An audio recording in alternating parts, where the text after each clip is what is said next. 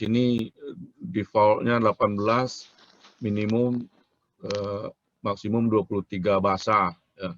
Kemudian melting temperature-nya berapa? Di sini 57, optimumnya 59, maksimumnya 62. Ini yang bisa Anda ubah, Anda perbaiki sesuai dengan siklus yang Anda inginkan atau sesuai dengan template DNA. Ya. Kemudian GC kontennya berapa? Ya, ini ada ini yang tadi kita sebut untuk mencari uniqueness tadi. Ya. Kemudian size-nya berapa? Ya.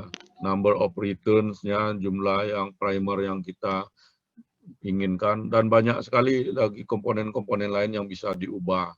Nah, mungkin sementara kita anggap saja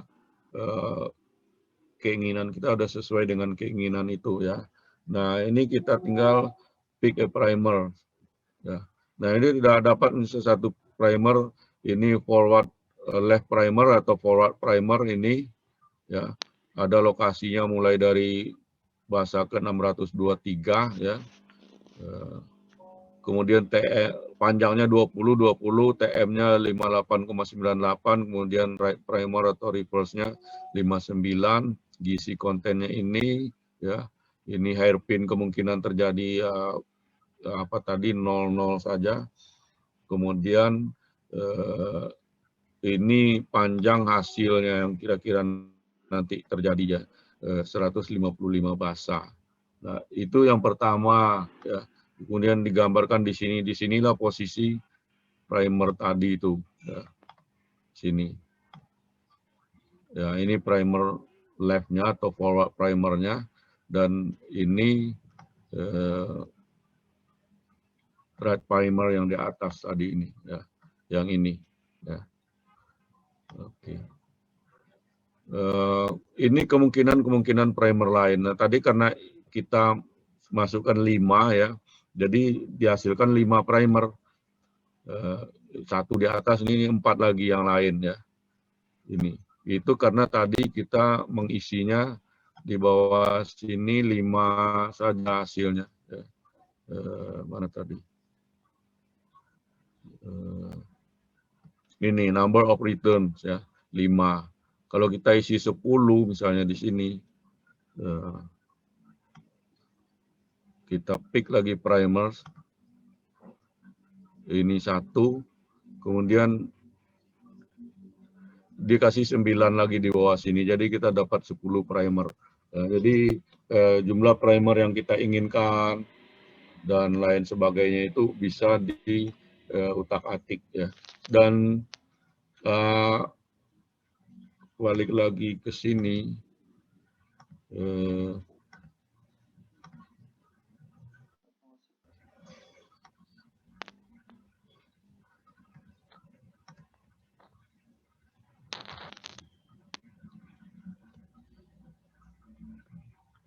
belum ya, ini.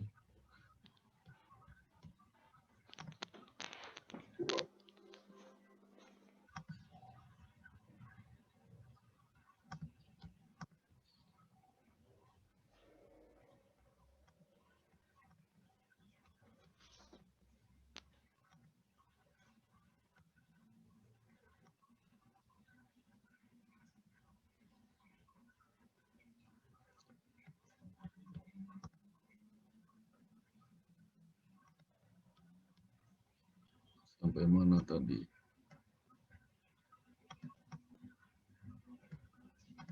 Jadi nanti Anda bisa mendesain primer, coba mencari primer, mencari sequence yang Anda inginkan ya, gen-gen yang Anda inginkan ya. Tapi ini baru secara umum. Kalau untuk SSR itu menjadi lebih rumit lagi, tidak sesederhana itu ya. Ada programnya lagi yang harus kita pertama mencari repeatnya ya, kemudian menganalisis yang mana yang nanti akan kita perbanyak dan lain sebagainya. Kalau yang ini, kalau yang paling sederhana saja dari potongan sequence DNA, kita ingin memperbanyak DNA itu dengan PCR secara umum, yaitu tadi cari sequence-nya pada NCBI, kemudian dapatkan sequence-nya, kemudian copy sequence tersebut ke program-program misalnya Primer Blast, Primer Tree atau Primer Tree Plus, Primer Quest, dan lain sebagainya. Oke, sampai di sini ada pertanyaan kah?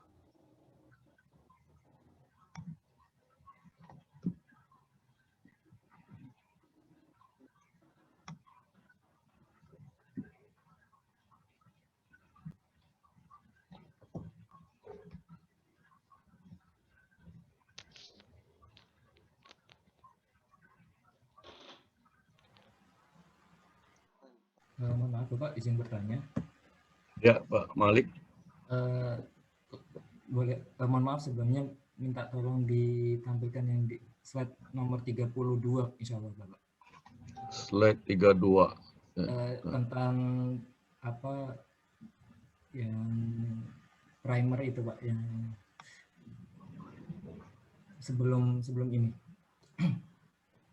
Mohon maaf sebelumnya. Saya nggak bisa lihat nomornya kalau ini ntar. Iya, boleh. Kalau tidak salah yang NYC yang tadi itu Pak, yang NY atau yang regenerate primer itu. betul Bapak. Ya, iya.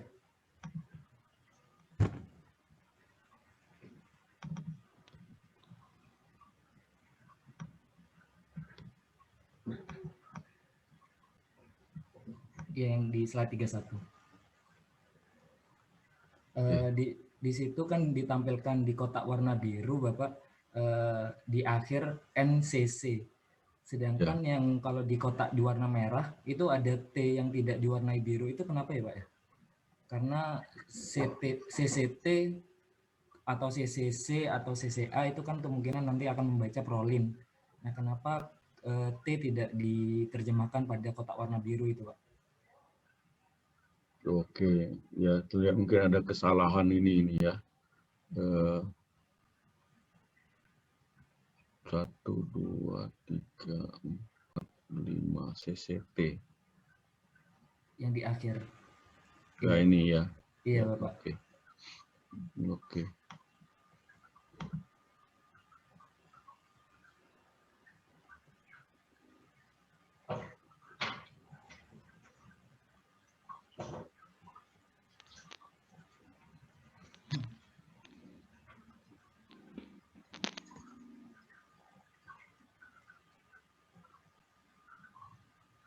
Ini kebalik ini ya. Ini CCN mesti N yang di sini nih. N yang di belakang sini. Sepertinya kalau misalnya N-nya itu ada 2 ya Bapak. Karena leucin di akhir. Ya ini ya. Yang ini juga ya. Iya Pak. Oke. Ya, terima kasih. Ini N ya. Ya. Kemudian N ini ada di sini. Nah, kira-kira begitu. Ya. Oh, yang ini nih. Mohon T maaf, ini. Pak. Ya. Mohon maaf. Sebenarnya susunan tadi sudah benar, hanya saja di akhir CC itu ditambah N, Bapak. Oh, jadi N-nya hilang ya. Kehapus N-nya mungkin. belum tertulis, Bapak. Iya, mohon maaf sebelumnya, Bapak. Iya, di sini. Iya, N di situ, Bapak. Iya. Betul. Oke. Terima kasih. Sama-sama, Bapak. Terima kasih. Kita lihat lagi. Ini dari copy beberapa kali file ini. Oke, intinya berarti sudah mengerti ya.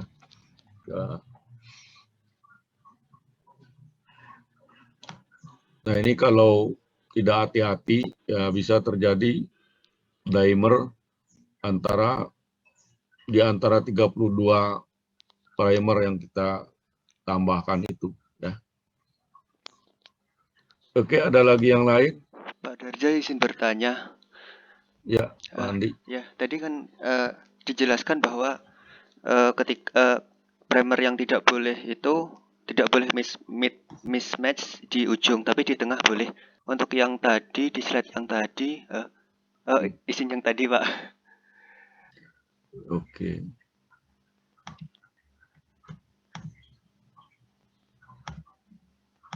Yang ini sudah Iya Pak. kelihatan kan? Oh iya, ini kira-kira yang di bagian mana Pak ya? Yang kira-kira ini kan ada dua seperti itu. Ada dua itu yang kira-kira bisa kita hanya menggunakan satu primer. Kan katanya kalau di tengah itu bisa itu. Kira-kira yang di bagian mana saja sehingga primer yang kita pesan itu tidak terlalu banyak Pak. Enggak, ini harus kalau mau lengkap harus dipesan 32-nya. Oh, Karena ini kita taunya asam aminonya, padahal kita ingin mengamplifikasi DNA yang menghasilkan asam amino tersebut begitu. Ya, seperti tadi setiap asam amino itu bisa di dikode oleh kodon yang lebih dari satu begitu. oh ya Pak, izin Kalau Mas, kita gunakan ya, silakan Pak. kalau kita gunakan eh, kurang dari 32, katakan misalnya 10 saja, mungkin ada asam amino atau DNA yang tidak terbentuk karena sebenarnya bukan kodon itu yang ada begitu, yang membentuk triptofan mungkin bukan itu gitu. Ya, Oh, silakan siapa? sahabat Pak Andi. Oh iya Pak. Misal Bentar. kita kembali lagi ke sini ya. Jadi kan kita taunya misalnya tadi apa? Yang terakhir ini prolin misalnya ya. Prolin. Mana dia prolin?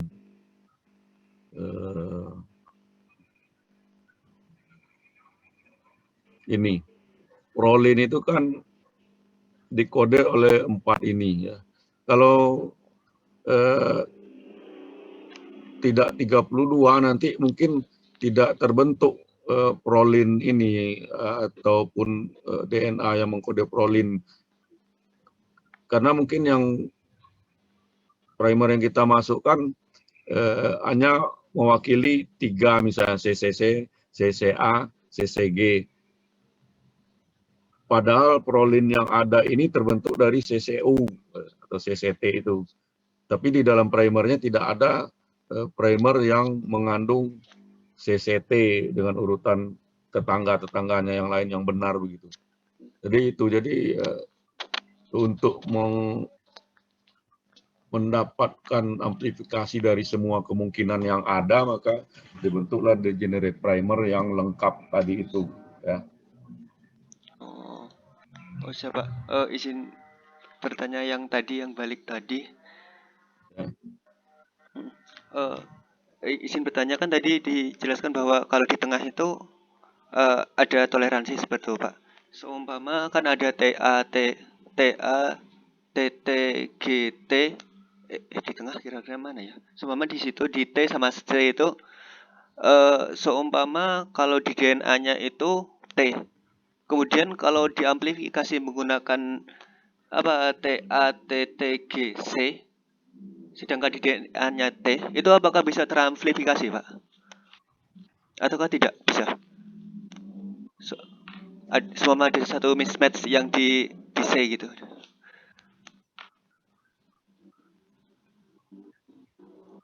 Ya, mungkin tidak juga ya. Oh. Oh, jadi sebenarnya primer itu tidak ada toleransi gitu, Pak ya? Toleransi mismatch sama sekali. Ya, itulah yang membedakannya itu. Ya. Kadang-kadang bisa juga dia loncat begitu ya, loncat. Jadi mungkin liwat, jadi misalnya prolinnya tidak terbentuk begitu ya. Dia loncat ke kodon yang berikutnya, mungkin bisa saja terjadi begitu. Ya. Oh, baik-baik, Pak. Atau ada yang berpendapat lain, silakan. Ya. Oh iya, Pak. Cuma izin bertanya ketika diamplifikasi di PCR itu, Pak. Masih Ya. masih bingung apakah masih ada toleransi atau tidak itu, Pak. Terima kasih Ya, banyak, Pak. toleransi ketidak ini kan ya, toleransi mismatch antara primer dengan template ya. Iya, Pak. Apakah satu bahasa, dua bahasa begitu. Ya. Nah, inilah kadang yang membedakan terbentuk atau tidaknya band begitu. Ya. Oh, baik. Terima kasih banyak, Pak. Oke. Ada lagi yang lain?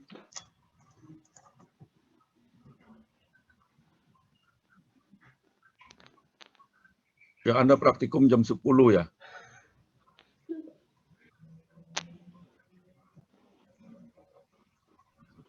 Iya, Pak. Iya, Pak. Oke. Iya, Pak. Oke, terima kasih. Oke, tadi siapa? Oke, silakan dinyalakan lagi videonya sebentar. Ya.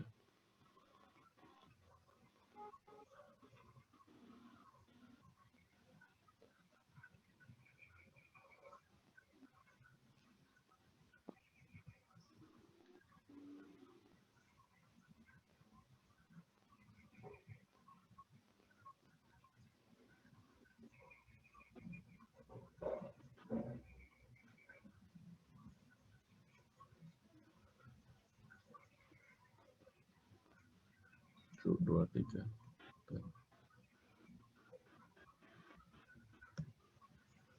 Tunggu sebentar.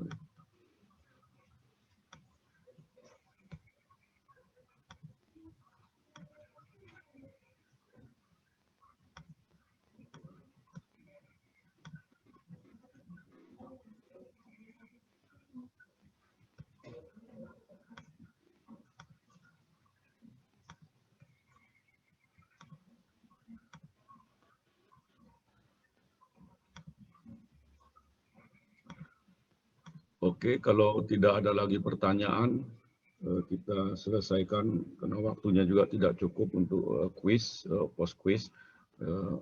Mudah-mudahan apa yang saya sampaikan tadi bisa berguna bagi kita semuanya. Selamat beraktivitas selanjutnya untuk praktikum ya. Mudah-mudahan saya nanti bisa lihat-lihat sebentar.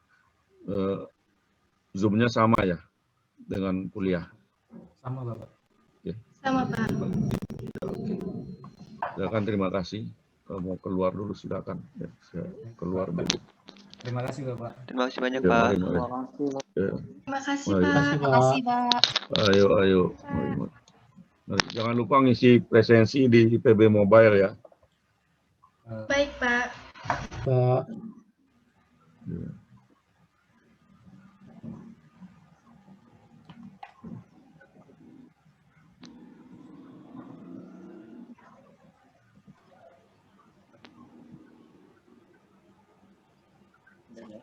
Assalamualaikum.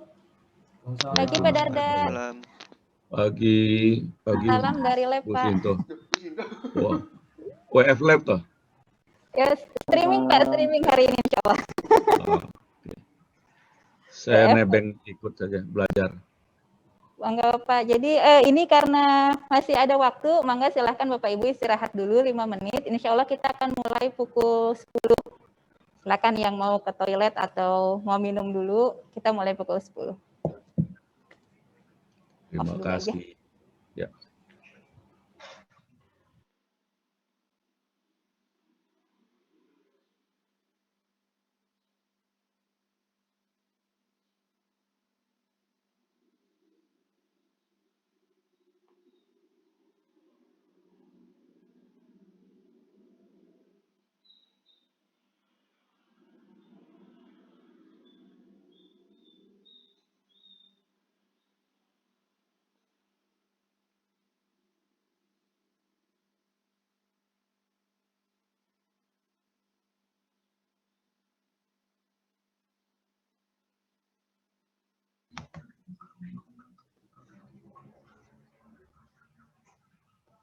Ini baru 8 orang yang mengisi presensi di IPB Mobile ya. Silakan yang lain mengisi juga. Masih 15 orang yang tidak hadir.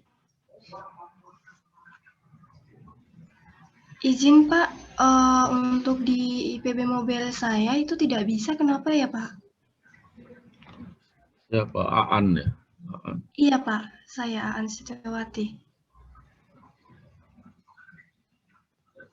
Oke, nanti saya perbaiki deh kalau gitu. Baik, Pak. Terima kasih, Pak. Mari, mari.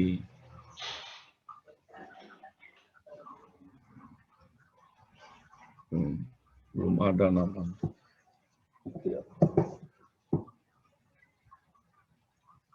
Harus diurus ke Komdik, kayaknya tidak ada namanya juga di.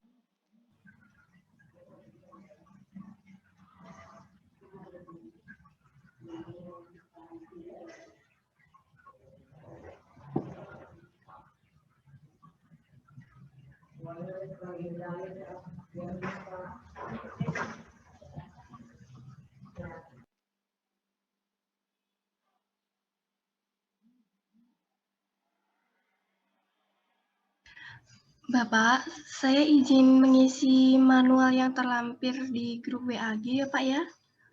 Oke, silakan. Terima kasih Pak. Yuk.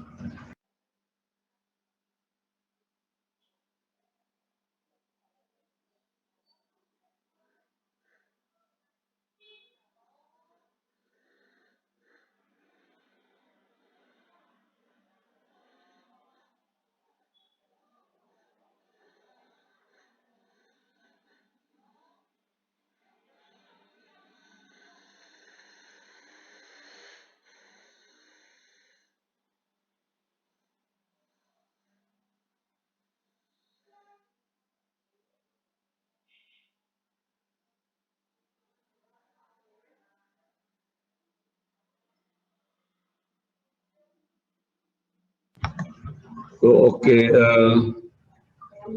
Aan tadi dengan 6 orang yang lain itu ada di kelas AGH 638 ya. Tadi udah saya isi Ya, juga, Pak. coba diisi lagi. Baik, Pak. Tadi yang Iya, ada Pak. tadi itu AGH 636 yang baru diisi. Iya Pak. Jadi Terima yang kasih AGH Pak. 6, ya AGH 638 2 minggu yang lalu juga belum diisi Bu Sinto. Ini tolong diingatkan aja. Kalau mungkin bisa tuh yang pilihnya AGH 638 sudah diisi juga.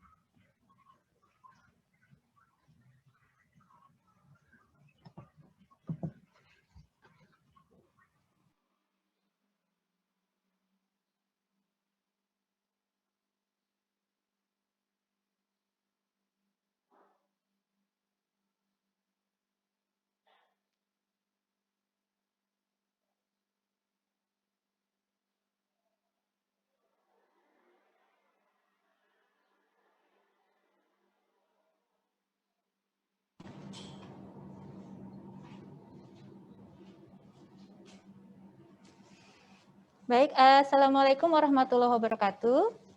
Selamat pagi Bapak Ibu, mungkin bisa on cam agar saya tahu bahwa Bapak Ibu sudah kembali ke depan layar.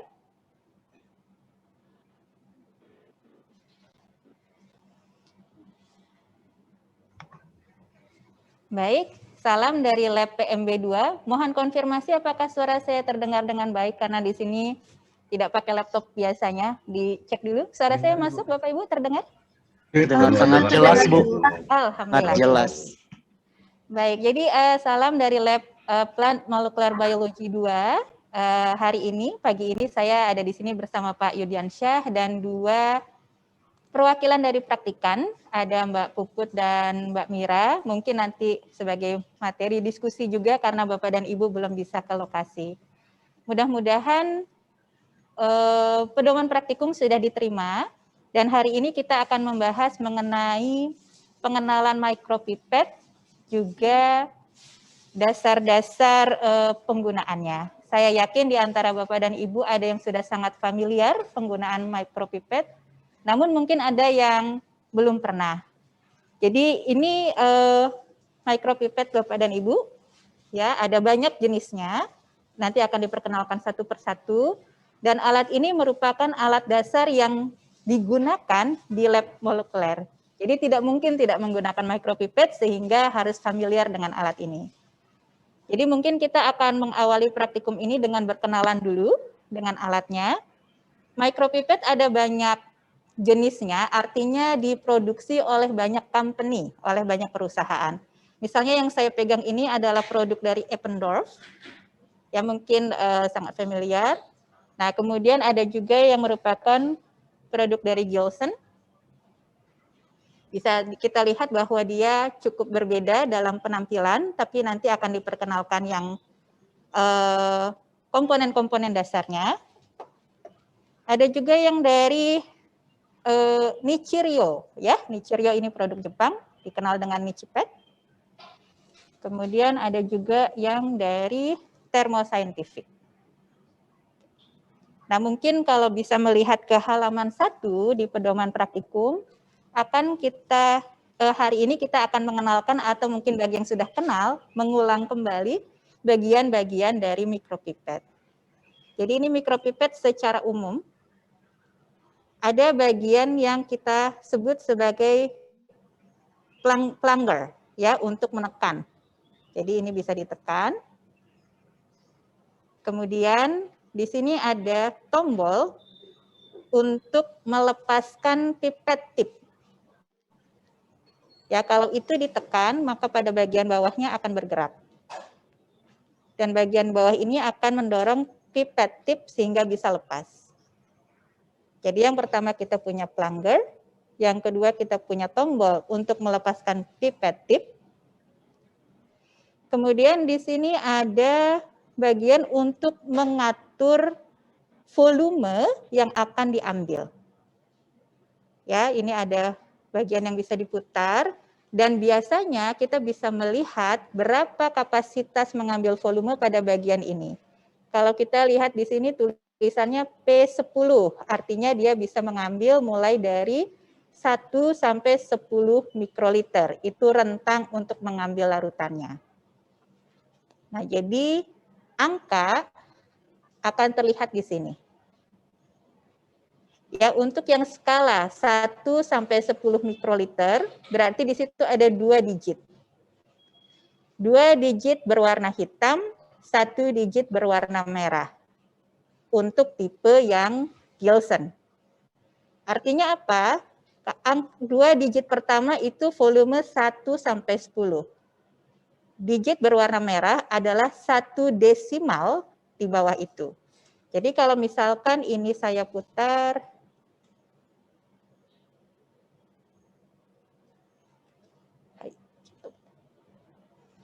ya, semoga terlihat tertulis 0,95. Maka ini adalah 9,5 mikroliter.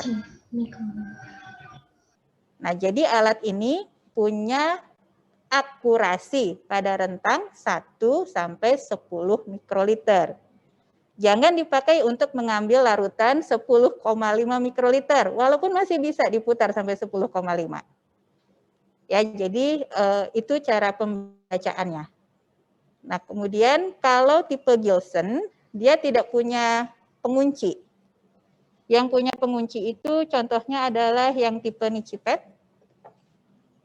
Di atas ini dia punya pengunci. Ya, ini harus dibuka dulu, ini ada tulisannya lock. Maka dia dibuka dulu, baru kemudian dia bisa diputar. Dan yang diputar itu plungernya. Ini skala berapa sih? 100 ya? Oke. Berarti dia putar ke situ. Nah, ini terbaca berarti sekarang 98. Kalau sudah, misalnya kita mau ambil 95.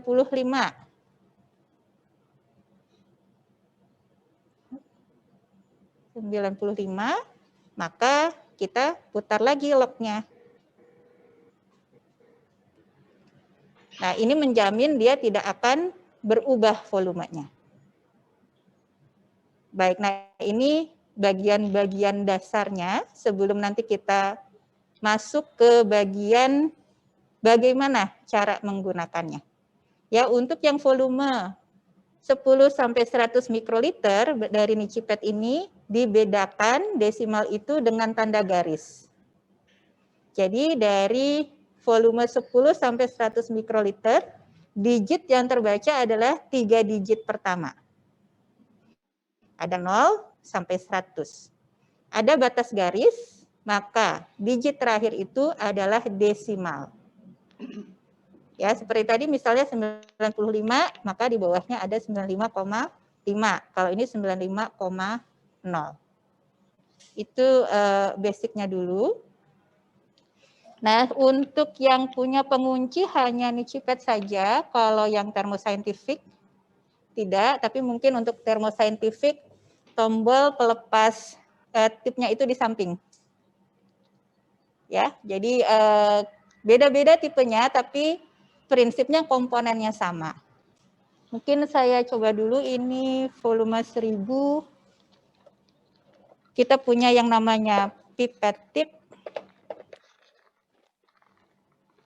Ya, jadi ada banyak ukuran.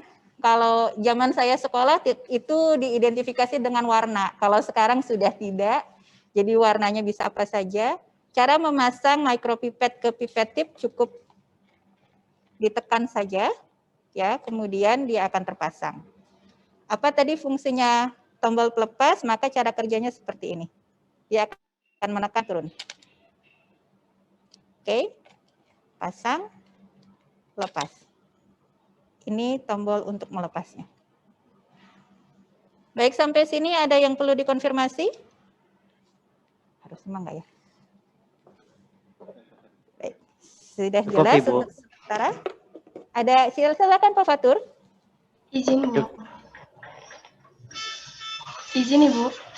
Ya, silakan. Boleh agak keras karena di sini suara Bapak Ibu agak kecil. Untuk penekanannya itu yang pernah saya belajar, diajarin oleh senior saya itu ada 3 kali. Nah, untuk 3 kali itu tadi boleh dipraktekkan tidak, Ibu? Oke, kita belum praktek penekanan plunger. Ya, untuk penekanan plunger kita belum praktek. Nanti akan setelah ini. Yang saya sampaikan baru pengenalan bagian-bagiannya supaya Bapak Ibu bisa mengenali. Di situ ada plunger, ada tombol untuk melepaskan tip supaya tidak tertukar. Kemudian untuk beberapa mikropipet, plunger juga berfungsi untuk mengatur volume. Ya, jadi untuk cara menekannya sampai mana, habis ini baru kita akan praktekkan. Mungkin begitu nggih, Bu Aan? Nggih, Bu. Baik, nah sebelum kita masuk ke cara kerja, saya akan menyampaikan cara handling micropipet, terutama jika sudah akan digunakan. Ya, jadi pertama pada saat tip sudah terpasang, aturan nomor 1, tip tidak boleh menyentuh objek lain selain sampel yang dituju. Tidak boleh kena tangan, tidak boleh kena meja, tidak boleh kena yang lain atau kontam. Ya, ini yang disebut dengan pipet tip. Pada saat dia sudah terpasang, aturan nomor 1 tidak tersentuh objek lain yang bukan merupakan sampel. Aturan nomor 2, sikap pada saat memegang micropipet harus selalu seperti ini. Minimal kemiringan, maksimal kemiringan maksud saya. Tidak pernah boleh melakukan hal ini. Apa yang dimaksudkan dengan ini? Pada saat ujung tip lebih tinggi dari plunger, itu adalah haram hukumnya. Terutama jika di dalamnya ada larutan. Kenapa? Karena larutan bisa masuk ke dalam micropipet batangnya dan kemudian merusak akurasi. Ya, jadi misalnya itu kadang terjadi pada saat kita mau membuka tub. Kemudian ini pegang, buka tub. Itu sangat tidak boleh. Ya, buka tub pakai satu tangan aja Bapak Ibu. Ya, jadi tidak perlu. Kalau misalnya pun mau buka, ya sudah, pipetnya nggak usah ikut-ikutan, buka aja. Jadi aturan nomor 2, kepala tip tidak boleh lebih tinggi posisinya dari plunger. Ini posisi yang sangat tidak boleh. Ini untuk handling micropipetnya. Aturan nomor 3, jangan jatuhkan benda ini.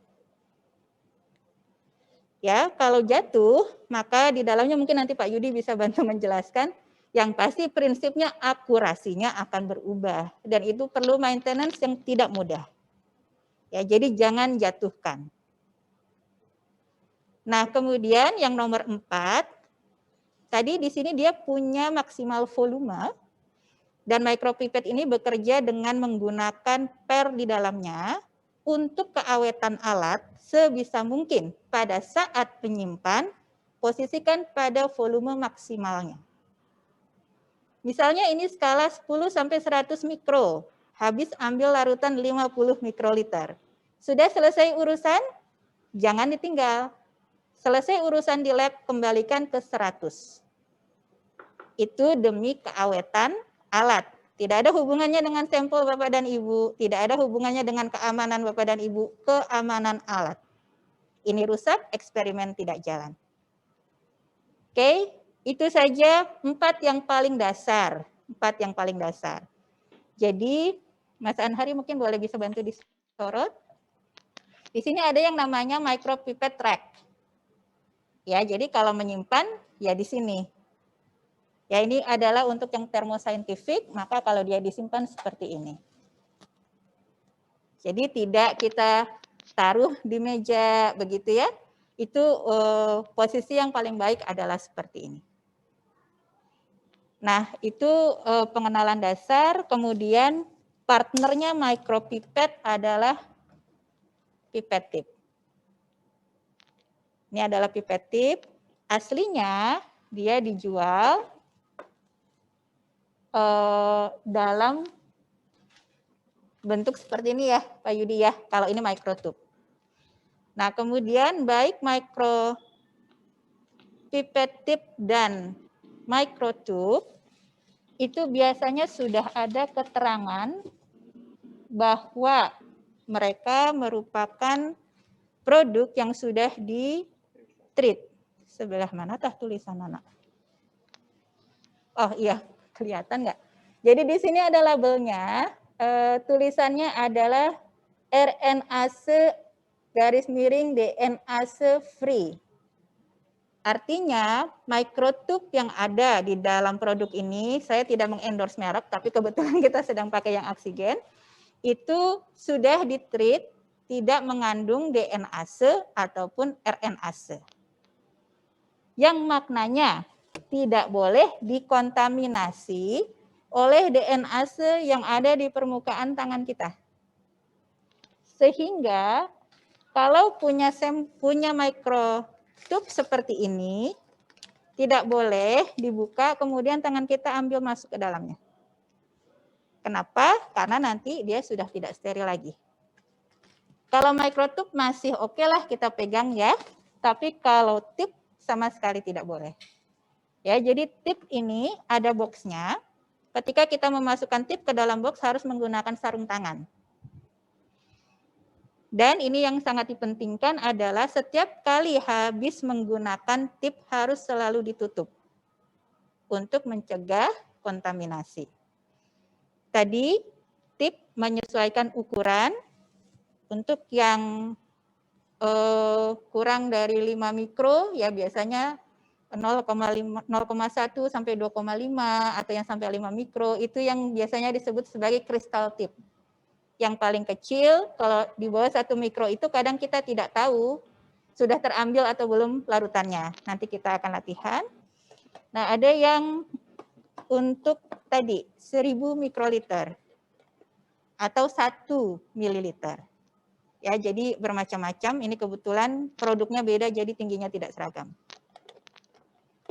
Baik, saya rasa kita bisa masuk ke cara penggunaan yang tadi ditanyakan oleh Bu Aan. Sebaiknya kita pakai yang volume berapa? Hai, kore desu.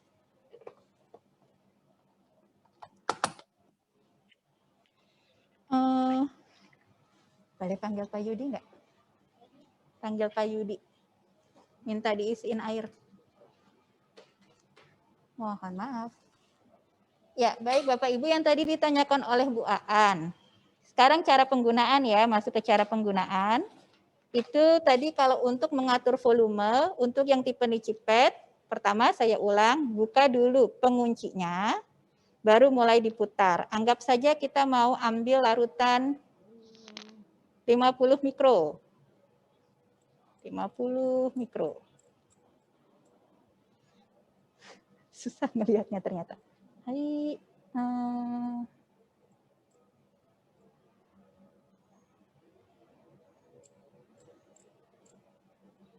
itu berapa ya? So, mata-mata.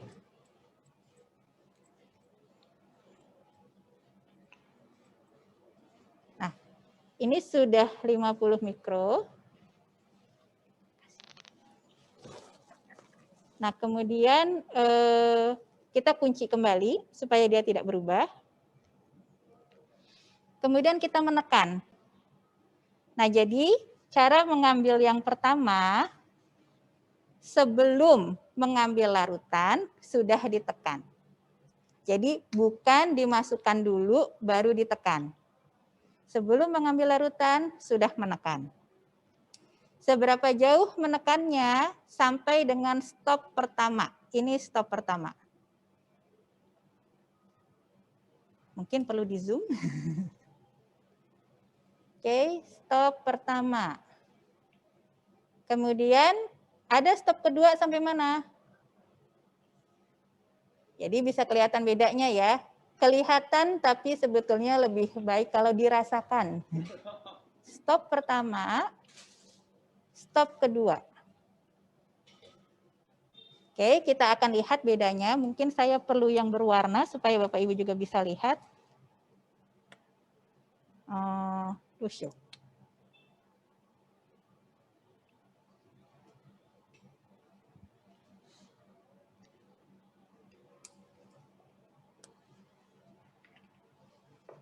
Kelihatan nggak ya birunya? Kurang ya?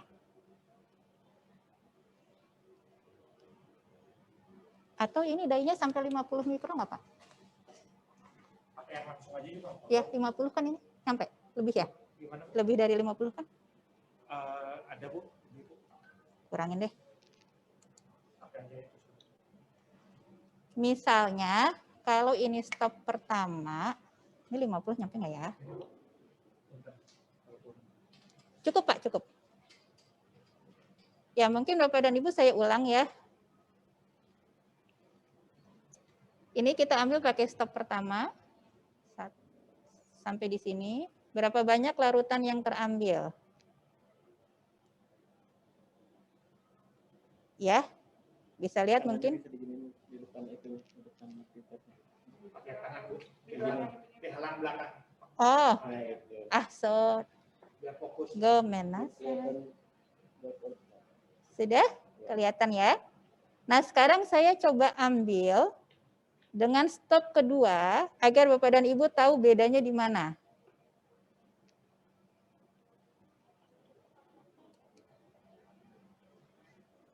Oke. Tadi ada di sini posisinya.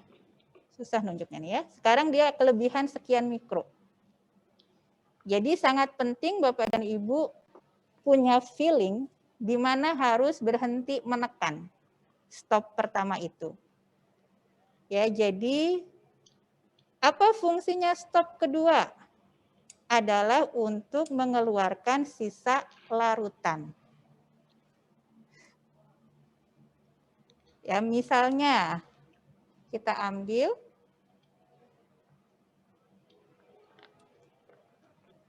oke, kemudian kita lepaskan perlahan-lahan. Kenapa perlahan-lahan? Karena kalau terlalu cepat, nanti larutan yang menempel pada tip itu tidak lepas semua. Sampai stop pertama dia masih ada sisa. Oke, masih ada sisa, belum lepas semua. Gunakan stop kedua. Baru lepas semua. Ya, Masih ada sisa. Ya, ini terjadi kadang-kadang kalau misalnya ini kan larutannya pekat. Teknik agak purba tapi berlaku. Kibaskan, jangan keras-keras. Oke, kira-kira seperti itu Bapak Ibu. Jadi dia hanya punya prinsipnya 1, 2. Sampai sini ada yang mau dikonfirmasi dulu Bapak Ibu? Ibu, Ya, silakan. Dengan siapa? dengan Devort, Ibu. Ya, silakan Pak Devort. Ibu, saya mau bertanya, kan untuk tip yang dipakai di mikropipet itu kan perlu yang steril, Bu. Nah, apakah pipet ini dipakai hanya sekali pakai atau bisa disterilisasi ulang, Bu?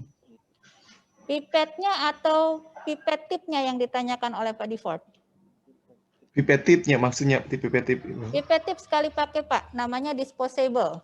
Jadi sekali pakai buang. Sekali pakai buang. Oh. Tentu saja kalau kita ingin berhemat, itu ada cara lain. Jadi misalnya kita punya sampel beberapa ya Pak, nanti mungkin kita akan belajar pada saat persiapan PCR.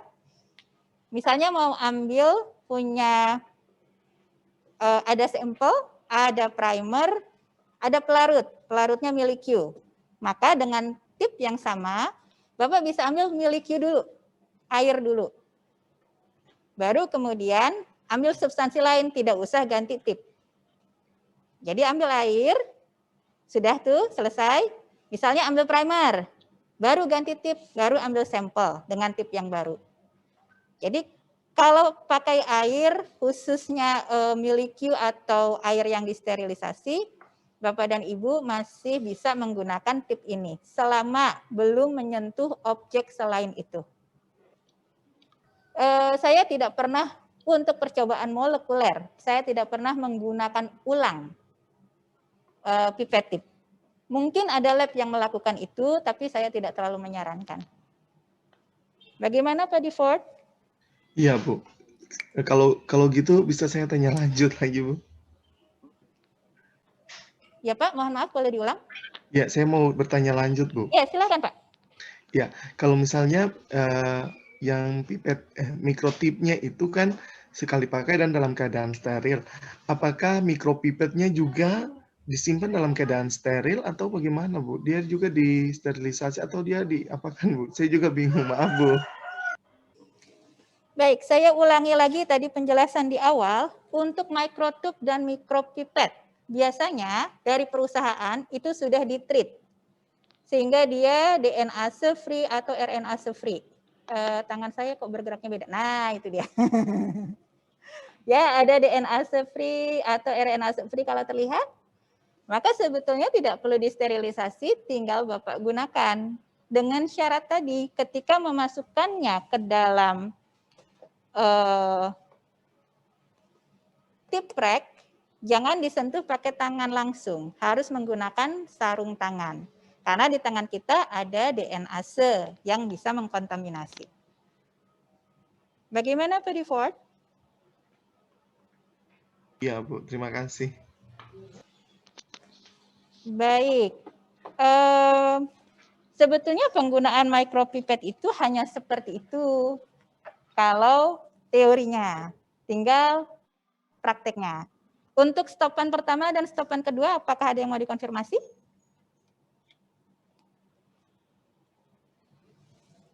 Kalau tidak, saya ingin mengundang wakil praktikan satu orang untuk mencoba melakukan praktek.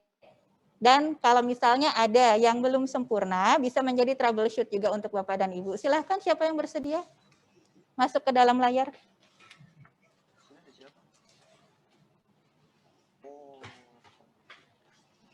Silahkan pilih pipet kesukaan. Oke, itu volume berapa? 50. Silahkan dibuat ke 75. Buka dulu kuncinya.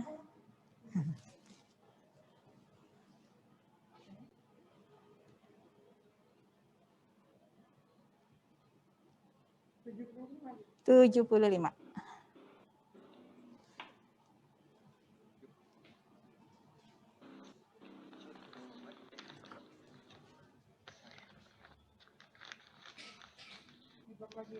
Oh.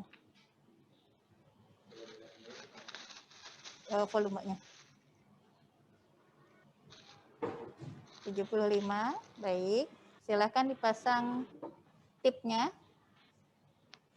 Pakai yang lama aja biar hemat. Ojo diteken ta itunya. Ya mohon maaf.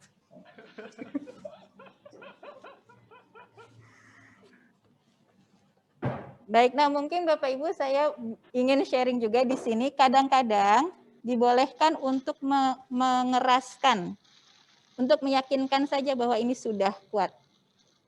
Itu tidak apa-apa, selama tidak menyentuh tip. Mangga dilanjut. Di sini ada larutan dye. Tolong pindahkan ketup ini.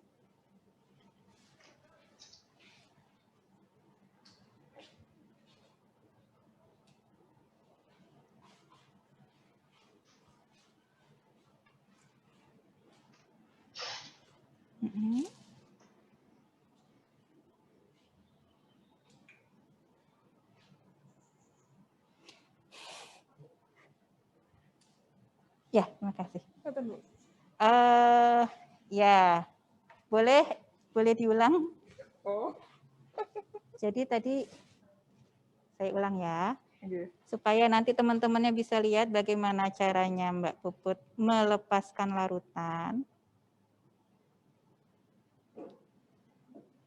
Pegangnya begini. Coba silakan dilepas.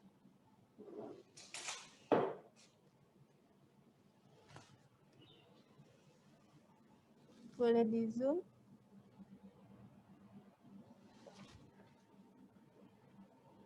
Oke, nah kemudian coba diangkat. Ada sisanya. Ya.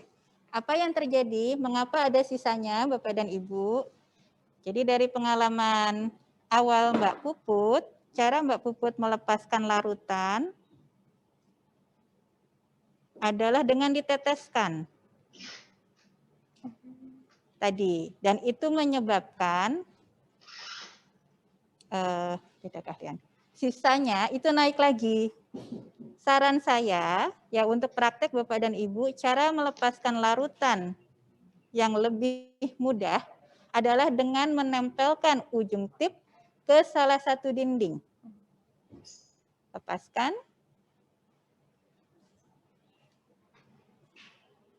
Tekanan kedua. Selesai. Ya, jadi melepaskan pun larutan itu jangan diteteskan. Ya, kalau seperti itu biasanya banyak sisanya. Nah, ini akibat kalau diteteskan dengan melepaskan kecepatan tinggi. Akan ada sisa larutan. Seperti itu. Dan ini dengan tekanan kedua pun biasanya tetap masih ada sisanya. Dalam kasus sudah terlanjur seperti ini, pengibasan bisa berguna. Baik, mungkin sudah terlihat. Praktikan kedua, silahkan maju.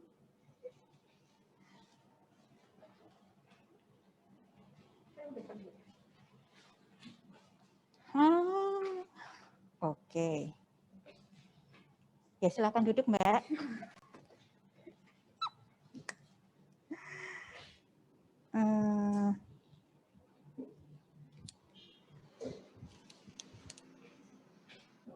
Ini aja deh, yang baru aja deh.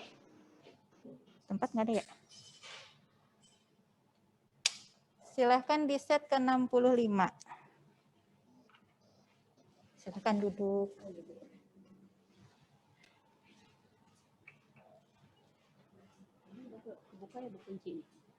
Nah, coba dilihat. Lock arahnya kemana? Ke arah kiri. Sana. Berarti unlock? Enggak? Ya. Baru lock lagi. Unlock.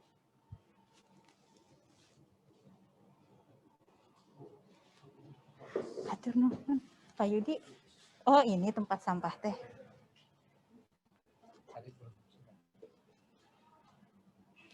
$65.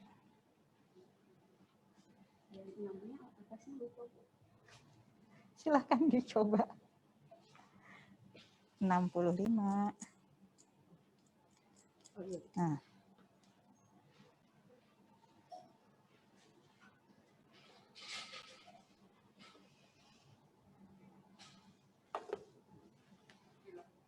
Sudah. Terus di lock. Baik, ditunjukkan angkanya.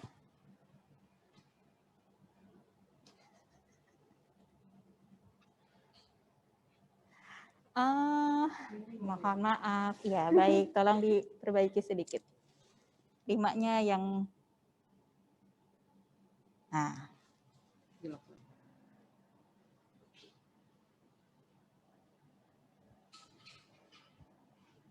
Ya, baik. Silahkan dipasang tipnya.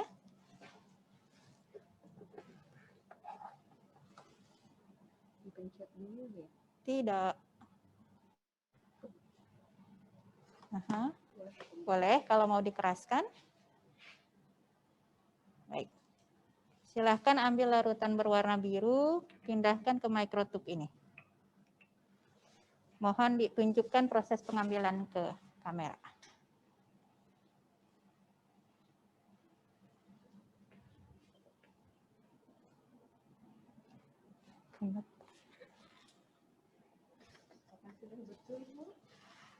Mari kita lihat ya, silahkan boleh dipindahkan ke yang berikutnya.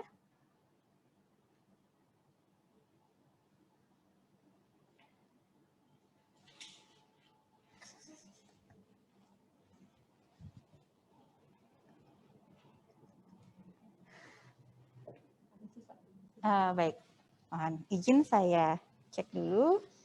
Jadi kalau sudah benar volumenya Bapak dan Ibu, ini harusnya terambil semua.